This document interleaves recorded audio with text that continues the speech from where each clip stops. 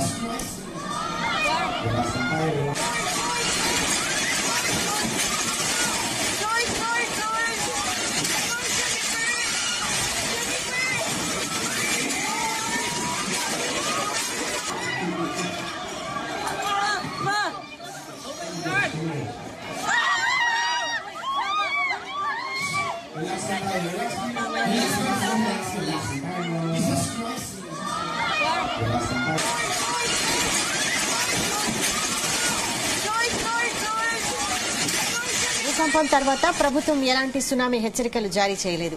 Philippines లోని మిండానావోలో ఈ భూకంపం సంభవించినట్లు national centre for seismology social media ద్వారా తెలియజేసింది.